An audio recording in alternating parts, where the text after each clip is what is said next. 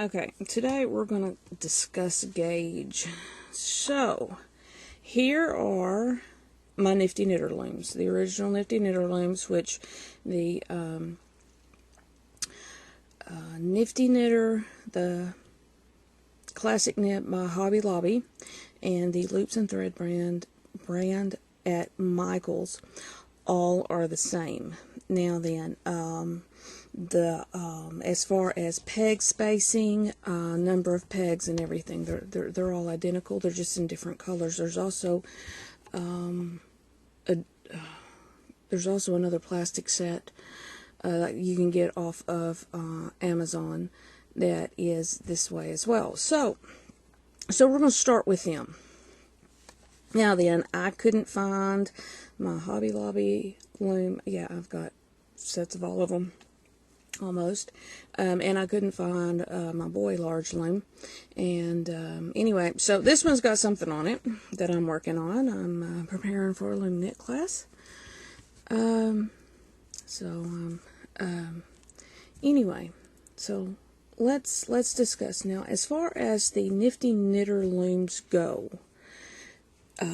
or the Nifty Knitter style looms go, they are all not the same gauge, because gauge is determined, like if you're like with knitting needles or with crochet hooks, you've got different size needles and hooks that are determined by millimeter, and then given a number or a letter representation. Well, we don't have that in looms. And how we distinguish one loom from another is doing a center-to-center peg spacing. So from the center of the peg to the center of the peg, pretty much you can measure and get your and get your center to center peg spacing. Okay, so the 41 peg looms have a 13/16 inch peg spacing between pegs. The 36 peg loom has 3/4 inch peg spacing. The 31 peg loom has an 11/16 peg spacing, and the small 24 peg loom then has a 5/8, which just so happens to be my favorite gauge of the larger gauge looms. Now then, you also have your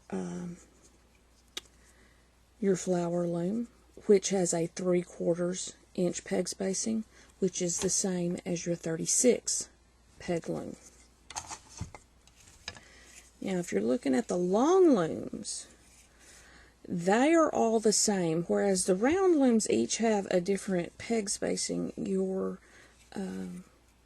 long looms all have the same, and they are 11/16 peg spacing. Now then, the thing that determines gauge, and I'm going to be doing a blog post on this later, just give me time on it. The thing that's interesting, though, that also contributes to your gauge in making your how big your stitches are and how close together they are, is not only how far apart your pegs are, even though that's generally what we go on, it is also how big around your pegs are. And to give you a as a demonstration, the Martha Stewart loom set.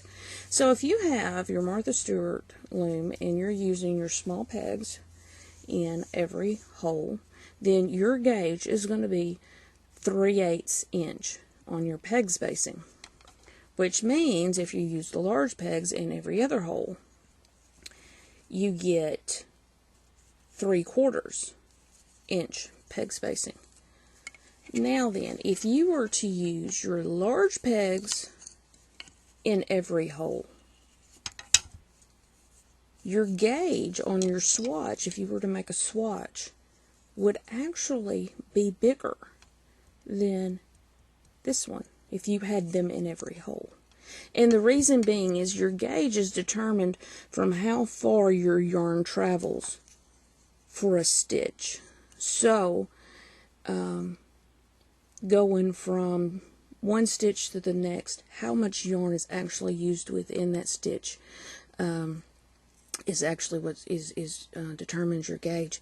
And so the larger pegs on any loom would make a larger gauge than your small pegs. But to keep things simple, we normally just go by the center to center peg spacing. So another a small gauge that is very popular, of course, is the 3/8, but it can also be found on the all-in-one loom.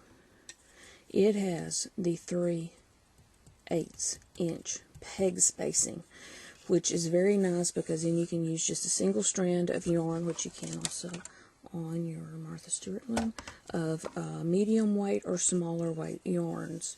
Now then, I'm not going to go into great detail on a bunch of other stuff, although the coveted purple hat loom by Nifty Knitter, which is the loom that Boy no longer makes, whenever they bought out Nifty Knitter, has the same peg spacing as your 24. So it's 5/8. Now then, and I love that gauge, especially using bulky or super bulky weight yarn. That is my favorite gauge, which was why I was so excited to find this little beauty, which has a 5/8 inch peg spacing and only 16 pegs in a Style Me Up craft set. Love it. Of course, then again, I also have, sorry about that, I also have this little beauty, which came in the Reader's Digest loom kit.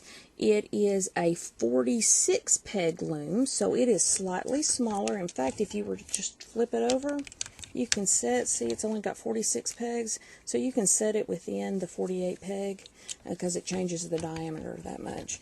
But it too has the 5/8 inch peg spacing, and I love it. You can find them on Amazon still, and if you like that gauge, it is great. Now then, another loom that is not very common and is no longer made. Actually, one exactly like this, not this one because this one was the replacement. My first one got broke, was the Knit Around. This peg spacing is 1 inch. So it's a nice extra large gauge loom that can come in handy from time to time. Now then, what I was going to say though about my favorite gauge loom of the 5/8 inch is something that I'm going to explore further in another video. Is if you take two, and I discovered that after I bought this one, but if you take and you work on a all-in-one loom, or of course you could do it on a Martha Stewart as well, with the small holes, small pegs in every hole, but you work 2 pegs together as one, so all of your stitches would encompass 2 pegs. It has the exact same gauge. It will give you the same fabric as the purple hat loom or any of the other of the 5/8 inch gauge. So that's something to for bulky yarn on it as well by doubling up your pegs. So there you go. There are other looms out there in different gauges, but just to give you an idea of when we discuss loom gauge, what we're discussing and why we're talking about the center to center of the peg, but also that the peg size will make a difference. So I hope that helps, and you have a great day.